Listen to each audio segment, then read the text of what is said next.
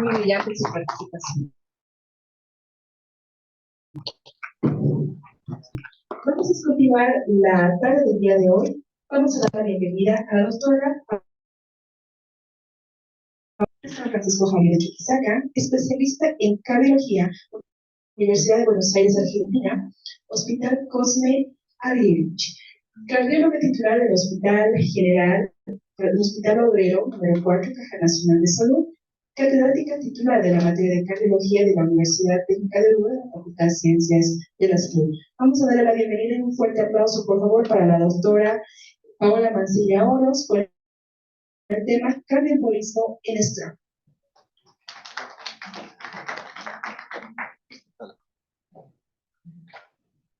Bueno, muy buenas tardes.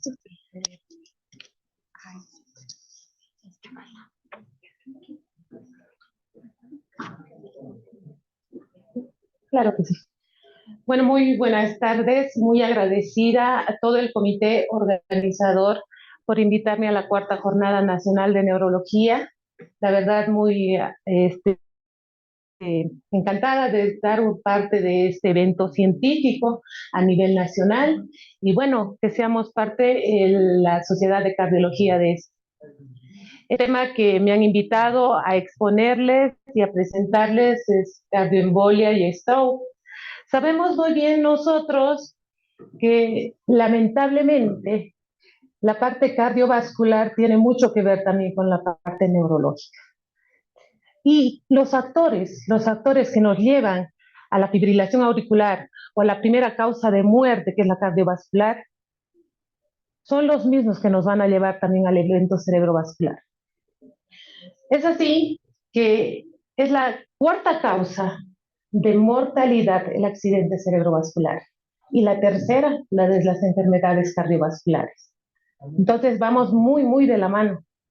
El hecho de que nosotros realicemos una adecuada prevención de los factores que son prevenibles, cambiables, evitaría el costo a nivel de salud, la morbilidad y la invalidación de nuestros pacientes después de un accidente cerebrovascular, que no es un problema solamente individual del paciente, sino de la familia y también del Ministerio de Salud.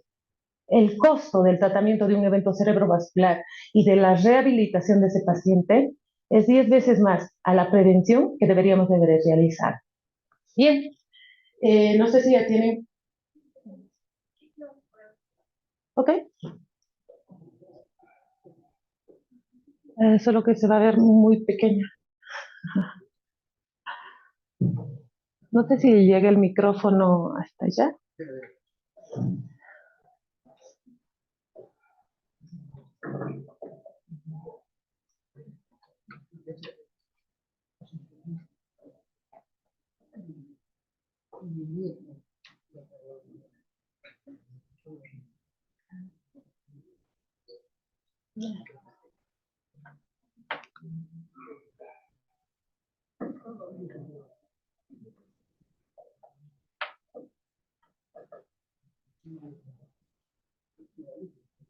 La verdad, como para hacer un preámbulo, es realmente muy dichoso que estén en nuestra tierra.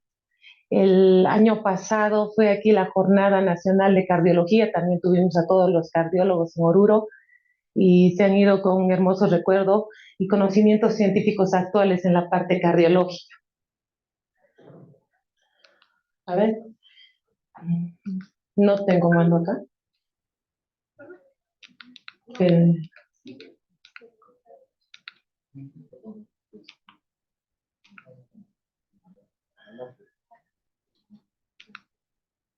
¿Está bien? A ver. Bien. Oh, el otro. Ya. El láser está bien, ¿no?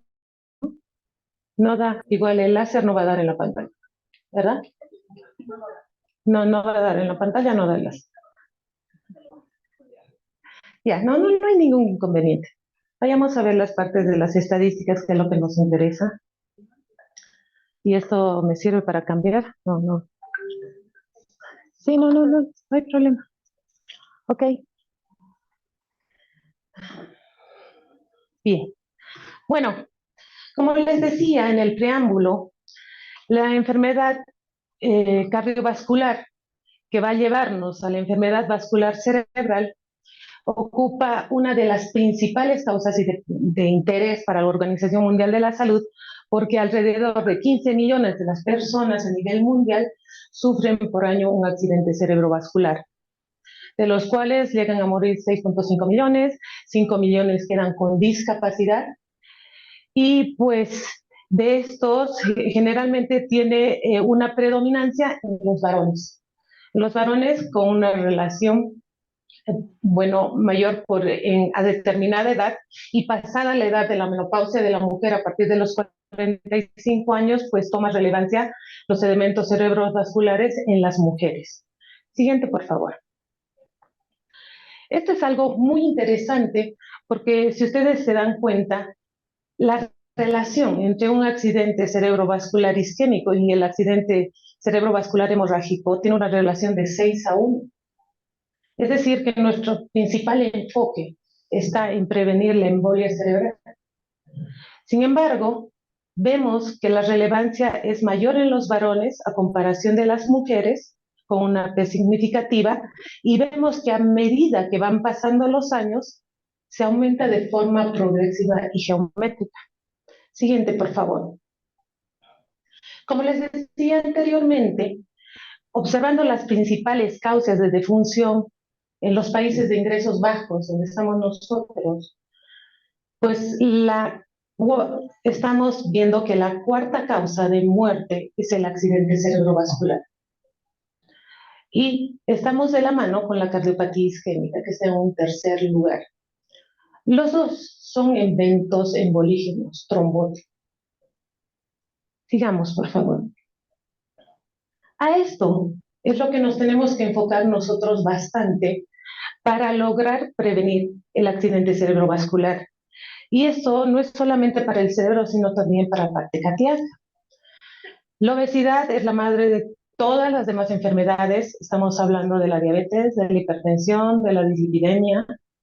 Lógicamente, esos factores de riesgo coronario nos van a llevar a la enfermedad cardíaca por causa isquémica.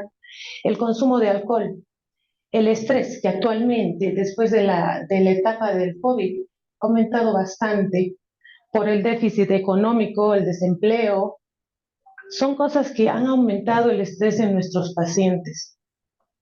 La inactividad física es un factor importante para llegar a la obesidad y nuestra mala alimentación. En los países desarrollados hay bastante tabaquismo. Donde yo me he formado, la verdad les digo, de cada 10 argentinos, por lo menos 6 son tabaquistas. 6. Es lamentable. Pero esto es adictivo. La nicotina es adictiva, así como el alcohol. El estrés es el resultado de que los pacientes terminen o en el alcoholismo o en el tabaquismo. El conglomerado de todo esto, más la falta de medicación por las enfermedades silentes, como la hipertensión arterial, que es el asesino silencioso, nos van a llevar al evento cerebrovascular isquémico y, ¿por qué no, hemorrágico? Siguiente, por favor.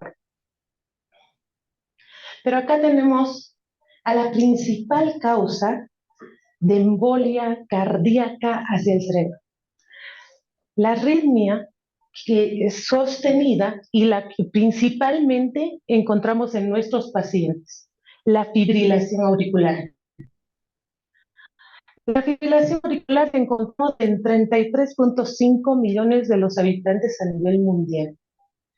De estos, en Latinoamérica, 2,7. Y fíjense, importante, 1 de cada 3 pacientes son asintomáticos, andan por la vida con su fibrilación auricular y sus palpitaciones, la taquicardia, refieren de que pues no están en buen estado físico y lo relacionan con todo, pero jamás van al médico para hacerse valorar. Pero una vez que se establece la fibrilación auricular, incrementa 3 veces el riesgo de falla cardíaca. Y miren, 5 veces el riesgo de evento cerebrovascular. Es por eso que estoy relacionando estos dos temas. Hay muchos más factores, pero este es el fundamental. Entonces, Fíjense, el 70% de los pacientes con FA va a ser entre los pacientes de 65 a 80 años. Y se han puesto a pensar que nuestro nivel de vida ahora, con el desarrollo de la medicina, pues tenemos pacientes en la tercera edad de mayor cantidad de nuestras consultas. Antes no, ahora tenemos de 90 años, de 80 años y los tenemos bien a nuestros pacientes, pero no podemos quitarles el envejecimiento general de nuestro cuerpo. Y eso también nos va a predisponer a que tengamos más enfermedades y complicaciones. Siguiente, por favor. Miren, la fibrilación auricular es responsable del 20 al 25% de los casos de infarto cerebral. Y de estos van a alcanzar a la mortalidad un 40%. Ahora bien, hay algo que a nosotros, los cardiólogos, nos preocupa, porque antes la fibrilación auricular era más prevalente en los pacientes que tenían valvulopatía. Esto les llevaba a hacer crecer la aurícula, un daño estructural y se presentaba la arritmia. Pero actualmente existen más casos de fibrilación auricular sin causa valvular. ¿Quiénes son? La cardiopatía hipertrófica. Los hipertensos mal controlados hacen dilatar las aurículas y esto hace que se presente la fibrilación auricular. ¿Sí? Ahora bien, el riesgo que tienen estos pacientes aumenta más en cuanto a la mortalidad y la morbilidad. Siguiente, por favor. Bien, es lo mismo. Si se han dado cuenta, las estadísticas de la Organización de la Mundial nos refieren que ha aumentado el riesgo de evento cerebrovascular, que aumenta con la edad.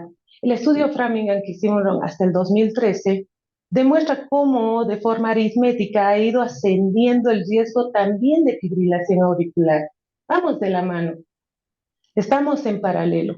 Entonces, si se fijan ustedes, también tenemos predominancia en el sexo masculino y está relacionado al evento cerebrovascular. Siguiente, por favor. Pero hay un pequeño detalle. Actualmente hay una mayor incidencia de pacientes con proceso oncológico. ¿Y saben qué hace el cáncer? Es un factor para que se forme más embolización, más trombo. Entonces, si se fijan ustedes la curva, fíjense, en la celeste están aquellos pacientes sin cáncer y con incidencia de fibrilación auricular. Y vean cómo aumenta la incidencia de fibrilación auricular en pacientes con cáncer. Una separación importante. Sí, y ustedes van a ver que ahora existe cáncer de diferentes etiologías, pero ha aumentado muchísimo y con ello las demás complicaciones. Siguiente, por favor. Y cuando hablamos de la fibrilación auricular, para recordar un poquito, pero ¿por qué produce embolia? Porque fíjense ustedes cuando observan un electrocardiograma en la emergencia o en su consultorio, ustedes fíjense la sincronía auriculoventricular que tenemos fisiológica en la fibrilación auricular por daño estructural o por alteración funcional propia eléctrica, lo que provoca son contracciones de un PR corto irregular que forma estasia en el corazón y eso forma los trombos. Y qué pena, pues, porque el corazón va a empezar, lamentablemente. Y para pena nuestra, la fibrilación auricular es asintomática en muchos de los casos. ¿Cuándo diagnosticamos la fibrilación auricular? El cerebrovascular, 50%. Siguiente, por favor. Cuando analizamos la fisiopatología de esta arritmia, pues observamos que existe un remodelado eléctrico, un acortamiento de los PRs, hay un remodelado contráctil, la contracción auricular no es el remodelado estructural, es debido al aumento de las presiones que se produce dentro de la aurícula y por ende, al no ser un adecuado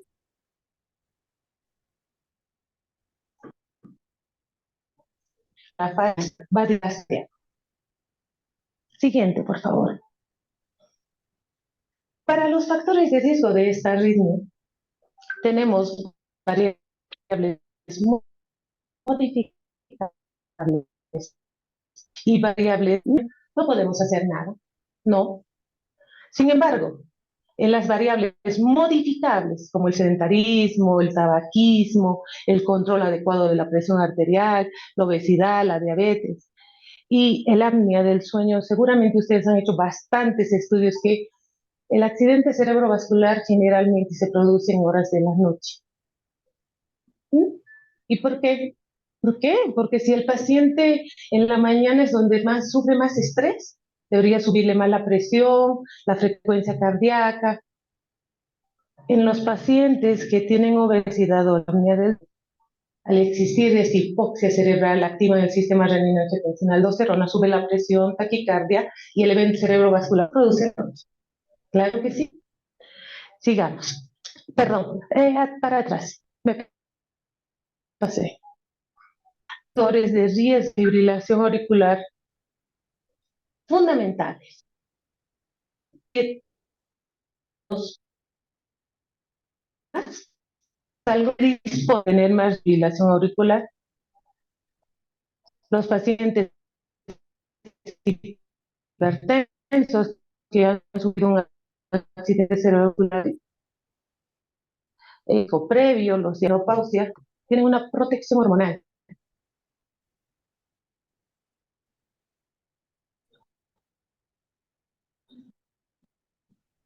Es una belleza, todo hermoso, y los varones es una pena.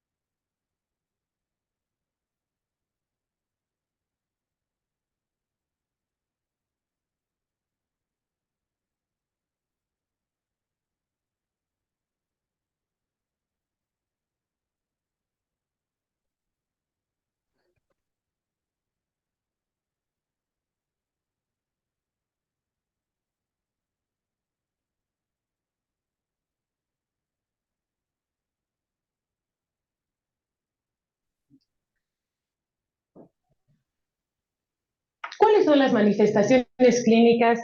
Y esto lo saben los neurólogos mejor que yo. Entonces, nosotros cuando vemos las características del infarto cardioembólico, vamos a ver las características clínicas, que puede ser de inicio súbito, con los síntomas realmente de conocimiento, e incluso pueden tener eventos retinianos que no le damos importancia, pero en realidad ya nos están comunicando que está habiendo embolización, pequeñas embolizaciones que no llegan a manifestarse dependiendo de qué territorio ha sido afectado. ¿Sí? Siguiente, por favor. ¿Qué hacemos para las estrategias diagnósticas? Sobre todo para descubrir la fibrilación auricular. Siempre todos los pacientes de celular isquémico o hemorrágico está ya normado, protocolizado que debe recibir una evaluación cardiológica. Porque les quiero comentar que hay pacientes que cuando les hacemos la evaluación están en ritmo sinusal. No está la fibrilación auricular.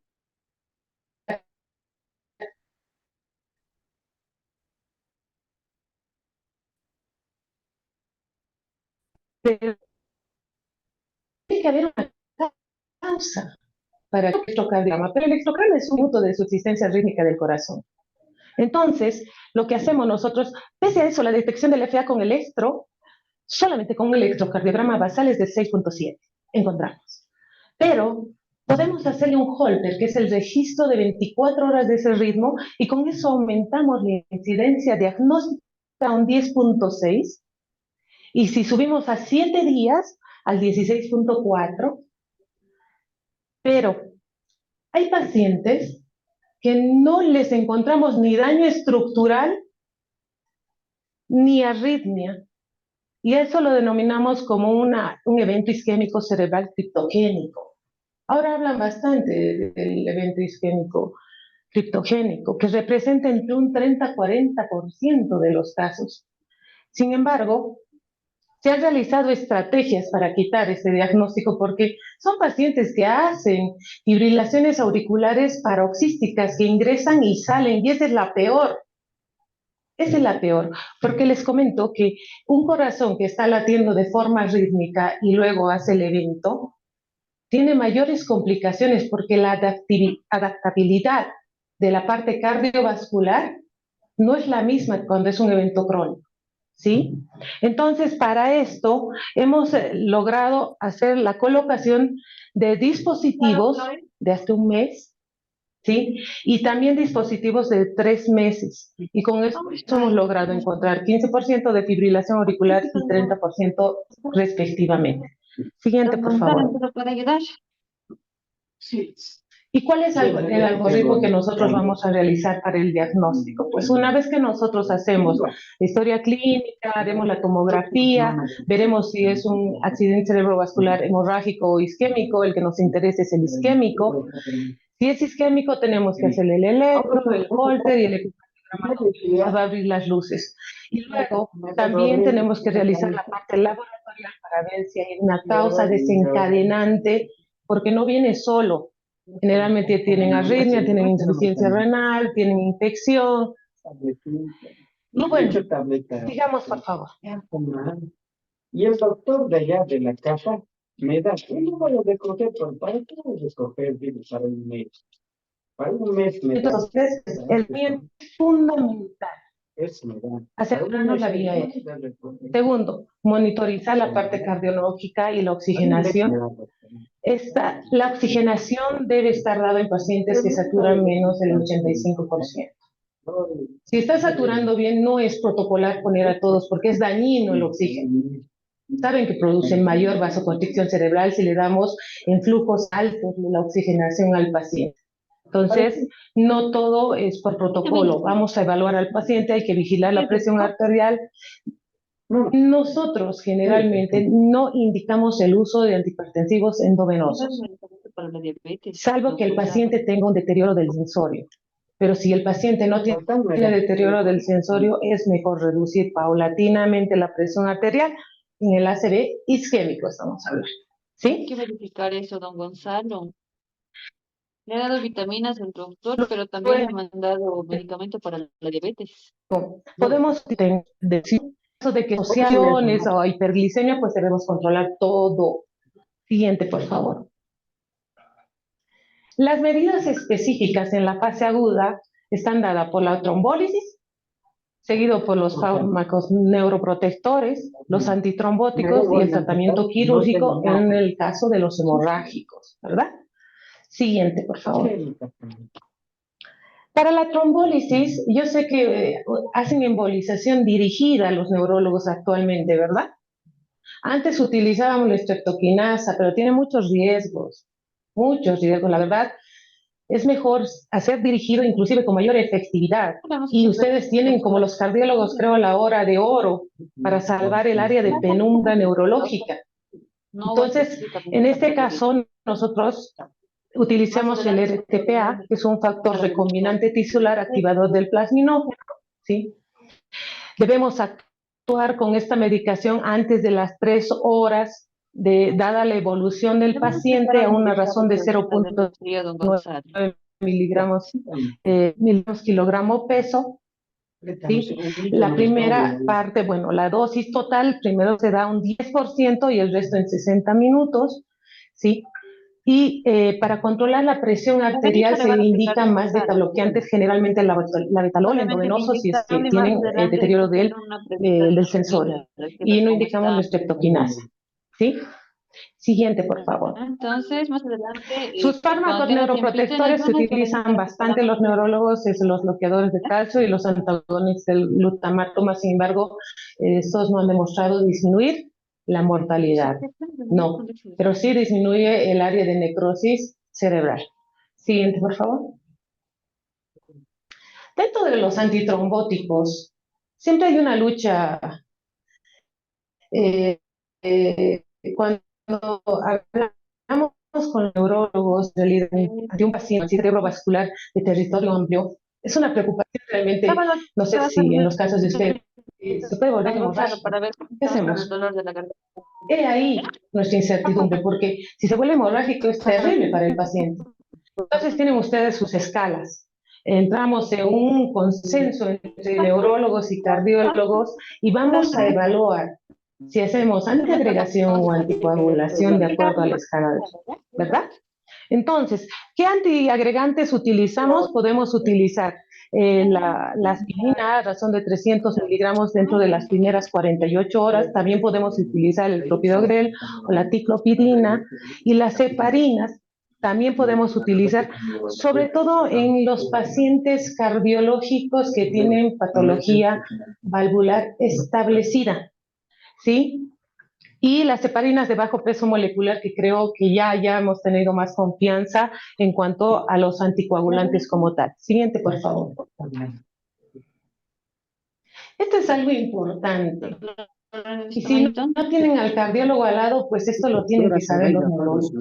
Porque yo sé que utilizan anticoagulantes también, porque ahora con los anticoagulantes directos es fácil anticoagularse. Sí, claro que sí. El problema son las complicaciones, o cuándo le indico y cuándo no. Para esto se han hecho estas escalas del Chat-VAS y la escala del Hasbled. ¿Por qué? Porque siempre tenemos que poner en la balanza el evento de embolización trombótica y el riesgo de sangrado.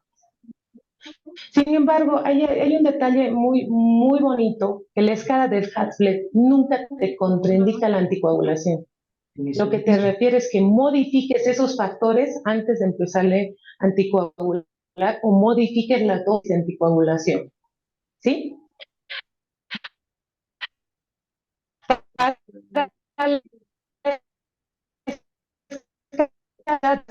Punto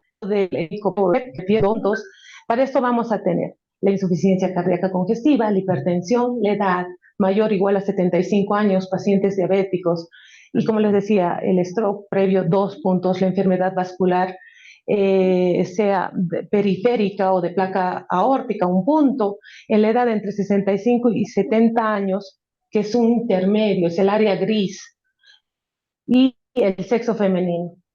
Las mujeres sí tenemos más riesgo de hacer la fibrilación auricular a edades más altas. El valor más alto, 9 puntos. ¿Pero qué nos interesa acá? 0 puntos, no anticoagulamos. No, porque hay pacientes jóvenes que hacen su evento cerebrovascular. No tienen nada de esto. Pero cuando tenemos un riesgo intermedio o alto, está indicada la anticoagulación. Y en paralelo vamos a hacer el Hasbled, que fíjense, hipertensión con una tensión arterial sistólica mayor a 160, hay que analizar la función renal y la función hepática. Tenemos que ver si tuvo ictus previo, antecedentes de sangrado, si tiene la habilidad del INR, si tiene edad mayor a 65 años y si utiliza fármacos previos antiplaquetarios. Entonces, yo puedo modificar estas cosas antes de empezar mi anticoagulación si así lo amerita, pero no me contraindica la anticoagulación, excepto si... Siguiente, por favor. Mi gente, esto, cuando el hombre tiene 0.2 y la mujer, el hecho de mujer, digamos, entonces, nada. Si el hombre tiene 1 punto y las mujeres 2 puntos, sí debo dar tratamiento anticoagulante. Si el hombre tiene 2 puntos y 3 puntos, la mujer, pues si el tratamiento anticoagulante está indicado per se, corrigiendo los riesgos de sangrado en el paciente.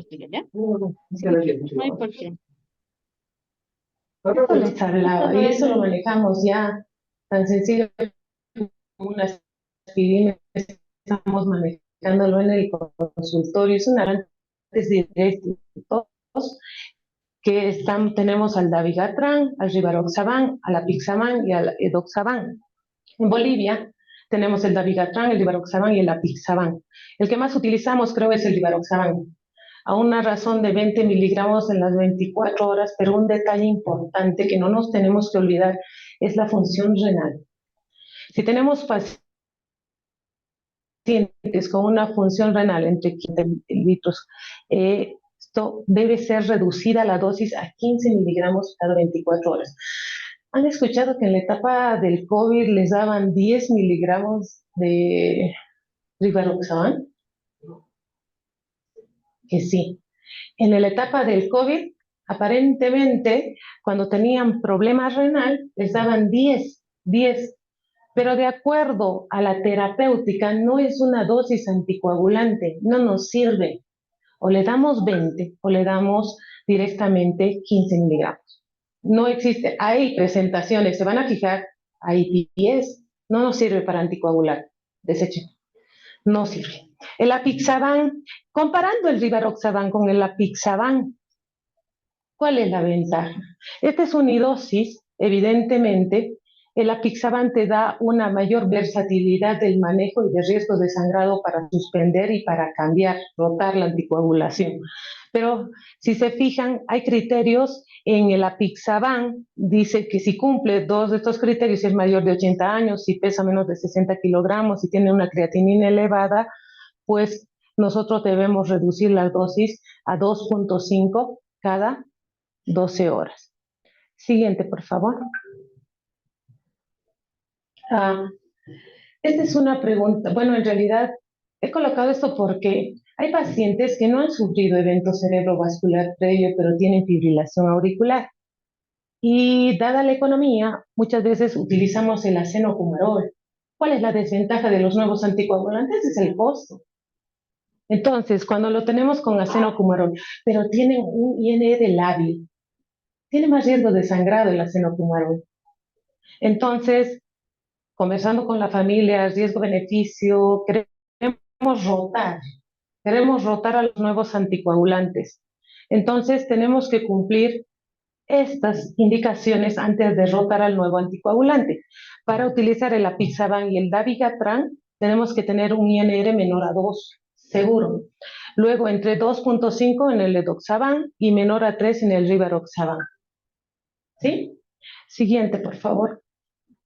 Y esto es algo importante, contraindicaciones renales para dar los nuevos anticoagulantes en el rivaroxaban, el apixaban y el edoxaban, cuando el filtrado es menor a 15, están contraindicados. Y el dabigatran cuando está menos de 30 mililitros kilogramo minuto. ¿Sí? Y siguiente, por favor. Y esto es lo más importante en cuanto a la prevención y para evitar la recurrencia del stroke. Nosotros vamos a reducir 10% el colesterol, ¿sí? Y esto nos reduce entre un 20-30% el riesgo de evento cerebrovascular. La simvastatina en los últimos estudios ha demostrado bastante eficacia y vamos a mantener un colesterol menor a 116 del LDL, ¿sí? Y el total menos a 193. El tratamiento antihipertensivo debemos reducir un 38% el evento cerebrovascular con un tratamiento adecuado. En los pacientes que no son diabéticos debemos manejar la presión arterial menor o igual, bueno, menor a 140/90 y en los diabéticos menor a 135/80, porque su riesgo cardiovascular es mayor. Lógicamente, tenemos que discontinuar el cese del cigarrillo, reduciendo un 60%, controlar el perfil lipídico, hacer el tratamiento con insulina si así lo requiere el paciente diabético. Y pues el uso del acenocumarol, hay un detalle que no me tengo que olvidar, que los pacientes que tienen valvulopatía no podemos utilizar los nuevos anticoagulantes. No se puede utilizar los nuevos anticoagulantes. Si ha hecho evento cerebrovascular, tenemos que seguir con el acenocumarol por el riesgo de que ese paciente tenga que entrar a cirugía y los nuevos anticoagulantes no están indicados en estos pacientes de acuerdo a las nuevas guías. ¿Sí? El INR que vamos a manejar es entre 2 a 3 y bueno, hay que hacer los controles regulares y periódicos del paciente. Y creo que eso es todo, ¿no? ¿Sí? Siguiente. Yes. Gracias. Muy bien.